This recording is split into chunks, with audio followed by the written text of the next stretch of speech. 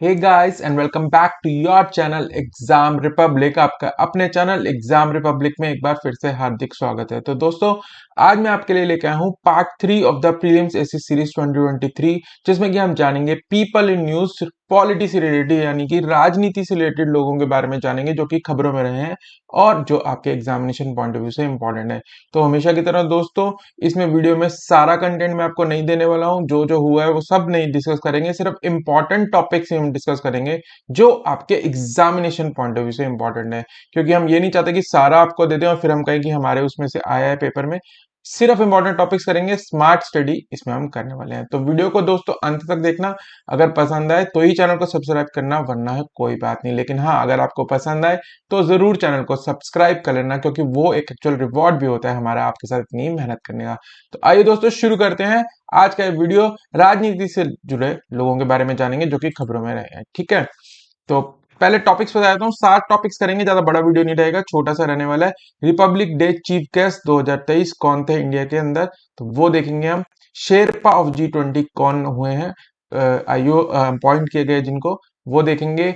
G20 India में होने वाली आपको पता ही होगा, तो उसके हिसाब से किसको सिलेक्ट किया है गवर्नमेंट ऑफ इंडिया ने कोऑर्डिनेटर के लिए, ये हम देखेंगे। न्यू सीएम ऑफ हिमाचल कौन बने हैं, new deputy national security adviser किनको अपॉइंट किया गया है, new CEO of NITI Aayog और लॉ कमीशन के चेयरपर्सन कौन बने हैं, ये हम जानेंगे। और लास्ट में हम जानेंगे नेशनल हेल्थ अथॉरिटी के डायरेक्टर कौन अपॉइंट है। तो ये 7 टॉपिक ही हम कवर करेंगे। ठीक है, तो इसके अंदर जैसे कि आपने देखा है कि ये इंडिया से रिलेटेड है, अगली वीडियो में वर्ल्ड से रिलेटेड जो पॉलिटिक्स के इंपॉर्टेंट लोग हैं वो देखेंगे। तो इस तरह से मैंने इसको डिवाइड किया है।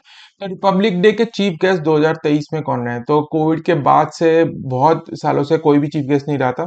तो 2023 में एक जो हमारे रिपब्लिक डे की परेड होती है उसके लिए चीफ गेस्ट जो थे वो इस बार बुलाए गए थे। तो आप फोटो में देख रहे हैं, ये है इजिप्ट के प्रेसिडेंट अब्देल फतेह अल सीसी। तो मिस्र के राष्ट्रपति अब्देल फतेह अल सीसी जो थे 74वें गणतंत्र दिवस के मुख्य अतिथि थे।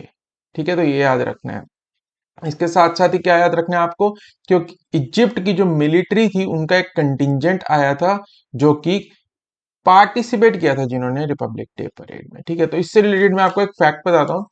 2016 में पहली बारी, फर्स्ट टाइम एवर, कोई फॉरेन मिलिट्री जो थी वो रिपब्लिक डे में उन्होंने पार्टिसिपेट किया था, उन्होंने परेड की थी राजपथ पे।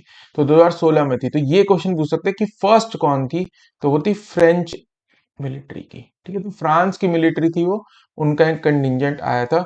तो उसके बाद तो काफी आ चुके हैं, बांग्लादेश का भी आ चुका है और रिसेंटली इजिप्ट के जो आई है आर्मी, उन्होंने पार्टिसिपेट किया था। ठीक, शेरपा ऑफ G20। तो G20 आपको पता ही है भारत में आयोजित होनी है इस साल। सारे उनके जो वेरियस जो मीटिंग्स हैं वो ऑलरेडी स्टार्ट हो चुकी हैं। जो मेन समिट आई थिंक अक्टूबर या सितंबर में होगा। तो उसके लिए एक कोऑर्डिनेटर अपॉइंट किया जाता है होस्ट कंट्री द्वारा। जो होस्ट कंट्री होती है वो कोऑर्डिनेटर अपॉइंट करती है, जिसका एक काम होता है मीटिंग्स को अरेंज करना, आपसी सहमति बनाना अलग अलग देशों के बीच में किसी इशू के ऊपर।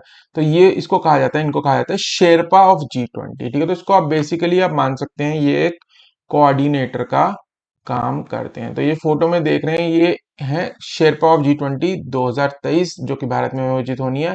तो ये है अमिताभ कांत जो कि एक्स नीति आयोग के सीईओ भी रह चुके। तो इनको अपॉइंट किया गया था भारत द्वारा G20 का शेरपा। ठीक, और ये मैंने जैसे कि बताया दिसंबर 2022 से नवंबर 2023 तक भारत इसका प्रेसिडेंट रहने वाला है और इंडिया में होनी है ये। ठीक है, ये मैं आपको बता चुका हूँ कि क्या काम होता है शेरपा का। शेरपा नेताओं के बीच बातचीत करने और आम सहमति बनाने के प्रभारी होते हैं, यानी कि मेन कोऑर्डिनेटर होते हैं। ठीक, new CM of Himachal Pradesh. तो हिमाचल प्रदेश के नए मुख्यमंत्री कौन बने हैं ये देख लेते हैं। ये फोटो में है, कांग्रेस के हैं ये, सुखविंदर सिंह सुक्खू। तो इससे पहले बीजेपी की सरकार थी।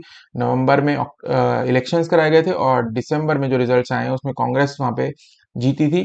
तो उसके अंदर जो उनके मेन जो उनके नॉमिनी थे सुखविंदर सिंह सुक्खू, वो वहां के सीएम बने हैं। और इससे रिलेटेड खबर ये कि एक फैक्ट है कि जो इससे पहले सीएम थे वो थे बीजेपी की सरकार थी वहां पे, जयराम ठाकुर।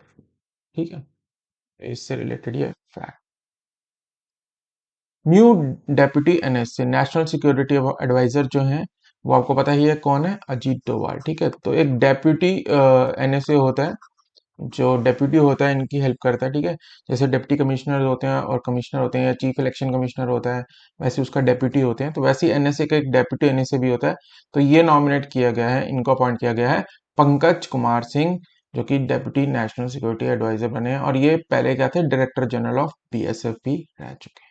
ठीक है, न्यू नीति आयोग सीईओ। तो नीति आयोग के सीईओ नए कौन बने हैं, ये हैं बीवीआर सुब्रमण्यम। तो नाम याद रखना है, ये फॉर्मर कॉमर्स सेक्रेटरी रह चुके हैं भारत सरकार के अंदर, और इनको अब बना दिया गया है नीति आयोग का नया सीईओ। ठीक है, तो अब दोस्तों नीति आयोग में दो इंपॉर्टेंट जो आपको नाम याद रखने होते हैं, एक होता है चेयरमैन ऑफ नीति आयोग और एक होता है सीईओ। ठीक है, तो चेयरमैन जो होता है हमेशा पीएम होता है, तो पीएम इसमें है नरेंद्र मोदी जी। तो नरेंद्र मोदी जी इसमें हो गए चेयरमैन, और सीईओ है बीवीआर सुब्रमण्यम। ठीक है, तो ये डिफरेंस आपको याद रखना है, अगर चेयरमैन पूछेंगे तो पीएम होते हैं और सीईओ है बीवीआर सुब्रमण्यम। ठीक है, और इन्होंने किसकी जगह ली है, परमेश्वरम अय्यर, जो कि वर्ल्ड बैंक के एग्जीक्यूटिव डायरेक्टर बना दिए गए हैं। ठीक है, लॉ कमीशन के चेयरपर्सन। तो क्या होता है दोस्तों, जो सरकार होती है वो टाइम टाइम पे लॉ कमीशन बनाती है, जो कि एक नॉन स्टैट्यूटरी बॉडी है। ठीक है, तो कोई लीगल बैकिंग नहीं होती उसकी, कोई लॉ के अंतर्गत नहीं बनाई जाती, बट वो एक गवर्नमेंट नोटिफिकेशन के लिए बनाई जाती है।